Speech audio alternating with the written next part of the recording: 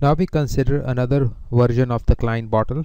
We will still consider coefficients in z modulo 2z. So this is how the regular Klein bottle looks like. You identify B with B, you take this A, you twist it, you identify it here, and then you have the edge C. You have the vertex V, V, V, V.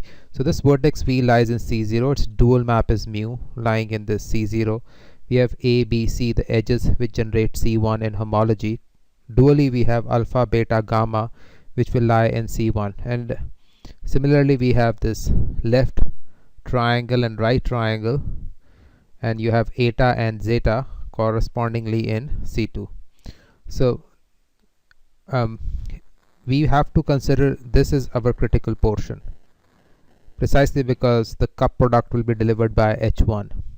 And you have to keep in mind alpha of A is 1, beta of B is 1, gamma of C is 1. But if you take any other combination, it will be 0. So that is alpha of B is 0, alpha of C is 0. Similarly, beta of A and beta of C is 0, and gamma of A and gamma of B is 0. So we have written it here. Beta of A is 0, beta of C is 0, gamma of A is 0, gamma of B is 0. So this we have to keep in mind. So let D be the co-boundary map.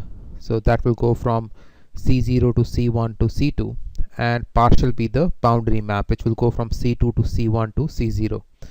And this we have seen in the definition of defining cohomology. The D of phi of something, where phi lies in any of these here, is phi of partial of this.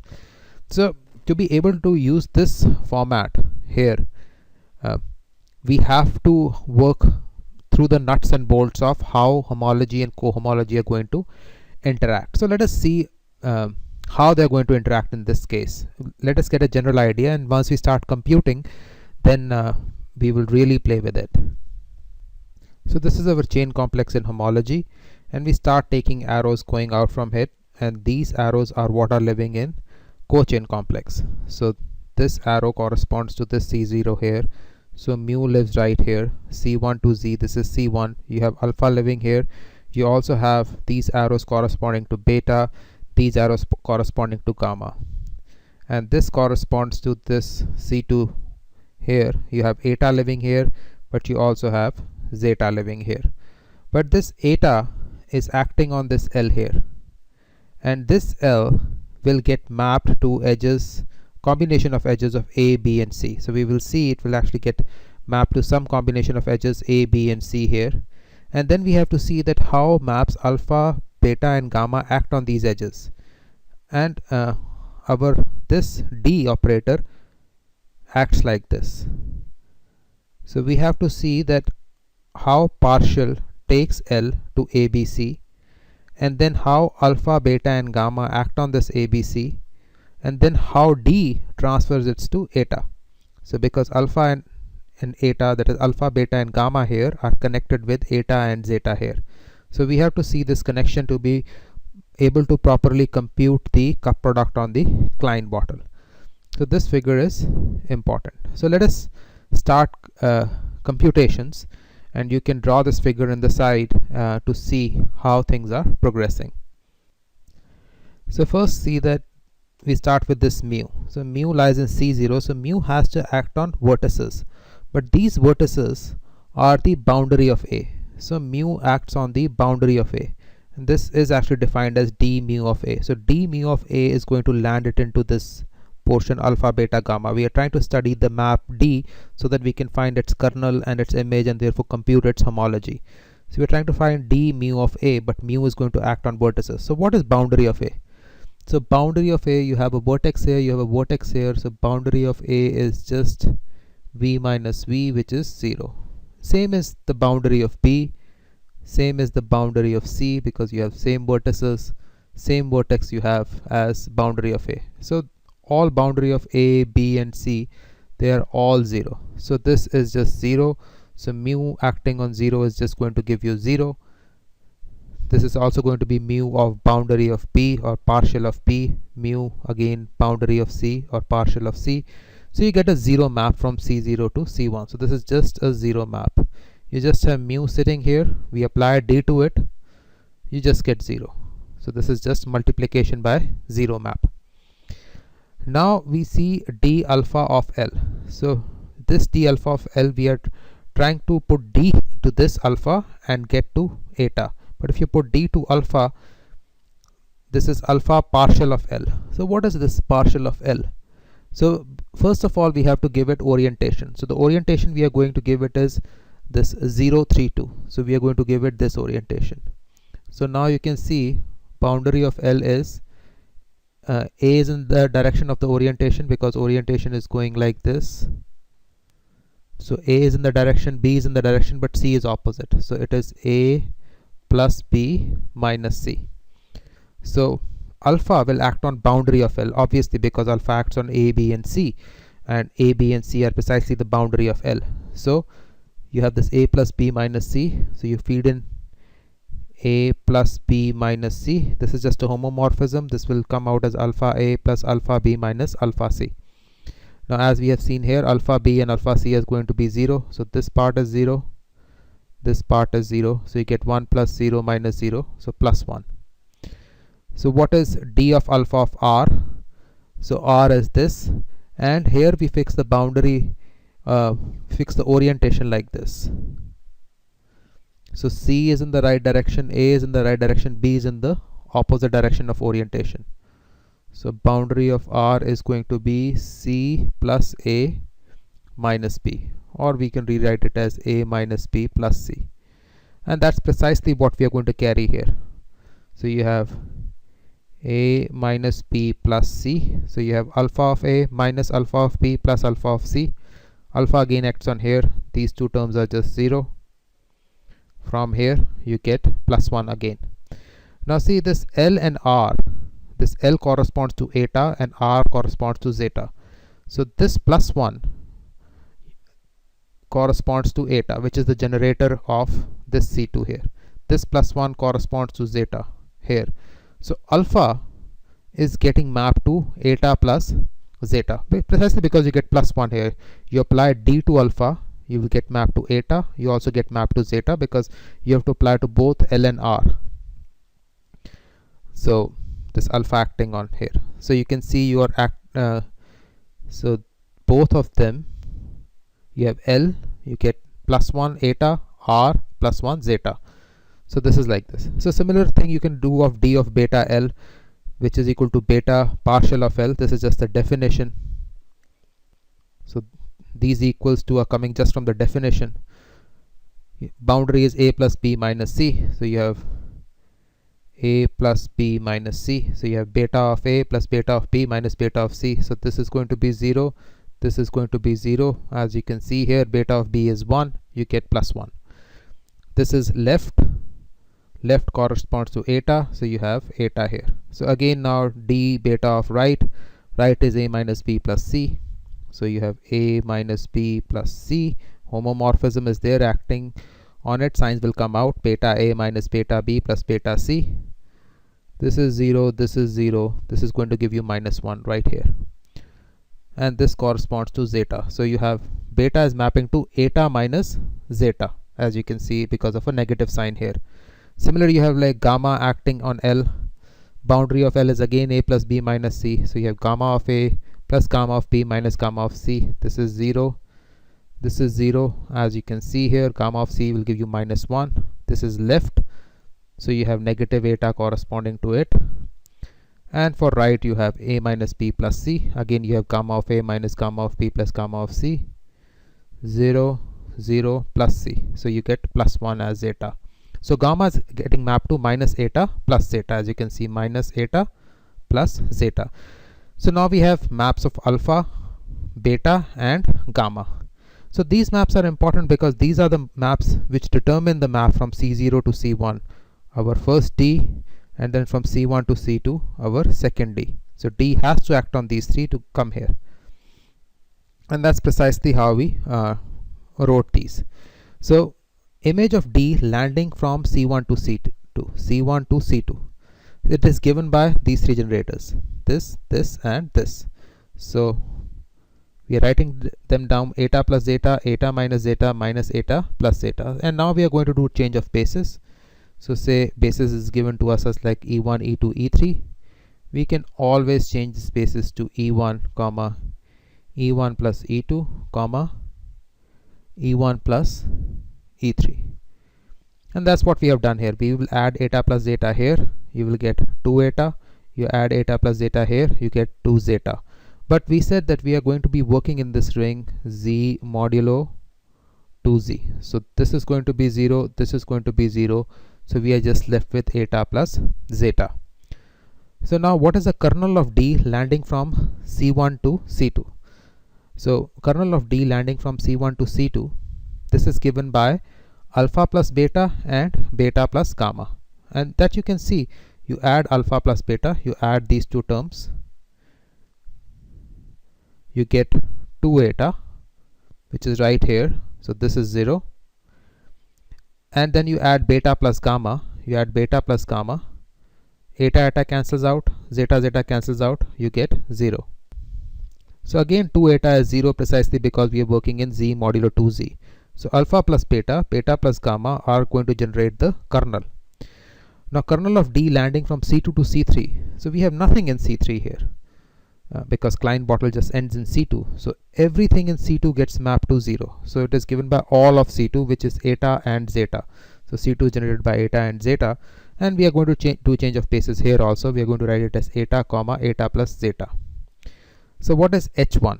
So H1 is kernel of C1 to C2 over image of C0 to C1. So we have already seen C0 to C1 is just multiplication by 0 map. So this doesn't really matter. So this is not going to matter. What is going to matter is kernel of this map. Now kernel of this map, as we have written here, is alpha plus beta and beta plus gamma. So alpha plus beta and beta plus gamma. What about H2? It is kernel of C2 to C3 modulo image C1 to C2. So you can see kernel of C2 to C3 is generated by this eta and eta plus zeta. So this numerator is eta, eta plus zeta. Denominator image C1 to C2. So you see this image of D landing C1 to C2 is given by eta plus zeta. So you're just left with eta. So H2 is generated by eta. So which we can say, because of our orientations, we are generating by just one L here, and here we are generating it by alpha plus beta and beta plus gamma H1. And for cup product, since it is graded, the elements in H0 are just identity. Elements in H1 are going to generate elements in H2, but elements in H2, if you cup them with H1, you will land up in H3, which is going to be 0, because the chain complexes, the co-chain complexes higher, C3 and higher terms are all 0. So H3, H4 and so on will all be 0. So the only non-trivial cup product will going to be existing in H1. So recall, now we have computed this H1 generated by alpha plus beta and beta plus gamma, and H2 is just eta. And we have these two triangles on which we are going to act now. So again recall that alpha of A was 1, beta of B is 1, and gamma of C is 1. Alpha of B is 0, alpha of C is 0, beta of A is 0, beta of C is 0, gamma of A is 0, and gamma of B is 0, just like before. So now let us act. So because we have H1, so these two generators are going to act. So consider this as one generator and this as the second generator. So let us focus on the second generator acting on 0, 3, 2, because that's the orientation, 0 to 3, 3 to 2, according to our arrow. So beta plus gamma on 0, 3, 2. So 0 to 3 is A and 3 to 2 is B, as you can see. So you have beta plus gamma acting on A, this acting on the first part, and then beta plus gamma acting on 3, 2, which is B. So beta and gamma both acting on A are going to give you 0. So this term is 0. But beta acting on B is going to give you 1, and then gamma acting on B will give you 0. So 1 plus 0 will give you 1. So this is our 1 this 0 comes from 0 here, you just get 0. Now you have beta plus gamma, cup beta plus gamma, now acting on the second triangle, which is 0 to 1. Again we are going according to our orientation, because we did all the computations according to this orientation. So 0 to 1. So 0 to 2 is C. So this is C, and 2 to 1 is A. So this is A. So beta plus gamma acts on C, and then second beta plus gamma acts on A. So beta and gamma acting on C. So your beta acting on C is going to give you 0, but gamma acting on C will give you 1. And the 0 plus 1 will give you 1 right here. But beta and gamma acting on A are going to give you 0. So you just get 0 here, you again get 0. Now you take alpha plus beta, cup with alpha plus beta acting on 0, 3, 2. What is 0, 3? 0, 3 is A, and then 3, 2 is B. So 0, 3, this is A, and then this 3, 2 is B. So alpha plus beta acting on A, alpha plus beta acting on A. Beta acting on A is going to give you 0, but alpha acting on A is going to give you 1. So 1 plus 0 will give you this first one here. Then alpha acting on B is going to give you 0, but beta acting on B is going to give you 1. So you will get 1 here. So you get 1. Now alpha plus beta, cup with alpha plus beta on 0 to 1. 0 to 1. So 0 to 2 is C, and then 2 to 1 is A. So you have alpha plus beta acting on C, and then alpha plus beta acting on A. So alpha and beta both acting on C is going to give you 0. So this is 0, this is 0. So alpha acting on A is going to give you 1. Beta acting on A is going to give you 0. So you get 0 plus 0 will give you 0 here. 1 plus 0 will give you 1 here. You just get 0. Then you have alpha plus beta, cup with beta plus gamma acting on 0, 3, 2. We are just taking all possible combinations here. Now 0 to 3 is A, and 3 to 2 is B. So you have first factor acting on A, second factor acting on B. So alpha acting on A will give you 1, beta acting on A will give you 0. This 1 plus 0 will give you this 1. Beta acting on B will give you 1, gamma acting on B will give you 0. 1 plus 0 will give you 1. So 1 times 1 gives you 1. So you have another 1 here. Now you have alpha plus beta, cup with beta plus gamma acting on this second triangle 0 to 1. So 0 to 2, this is C. 2 to 1, this is A. So C is our first factor, A is our second factor. Alpha plus beta acts on C, but alpha and beta acting on C is going to give you 0 here, 0 here. Add them up, you get 0. Beta and gamma acting on A, beta acting on A gives you 0, gamma acting on A also gives you 0. You get 0. So you have only two ones, which is generated by alpha cup with alpha plus beta, cup with alpha plus beta, and second one is generated by alpha plus beta, cup with beta plus gamma. So you have alpha plus beta, cup with alpha plus beta is equal to alpha plus beta, cup with beta plus gamma. Both of them act on this triangle 0, 3, 2, which we say is our left triangle, and this gives us the generator eta for H2. This is our generator eta for H2. Now you set this as X, alpha plus beta as X, so this is X, and this beta plus gamma is Y. So this is X and this is Y. So again we will have this Z2XY. Cubing the terms is always going to give you 0, so that's why they're in the denominator, because our higher cohomology groups are all 0, precisely because our cochain ends at C2, C3, C4, so on are all 0. So this is clear. Y square is 0 precisely because beta plus gamma is 0, as you can see in both these cases. So y square is 0, and this gives you x square minus xy. So x square is equal to xy, so you have x square minus xy in the denominator. Notice that this is same as the generator we had before. So before, we instead of xy we had alpha beta, and you had the same form. So this is same as this because the basis for both of them is 1x, x square, and y. So here you could replace this x square by y square, and here you could replace x square by xy. It's not going to matter. You can just generate these two ideals are the same.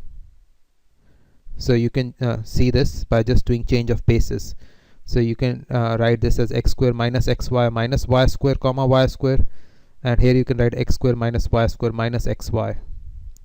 And yeah, So that's pretty much it. So you can see both these ideals are the same, and therefore you have equality right here.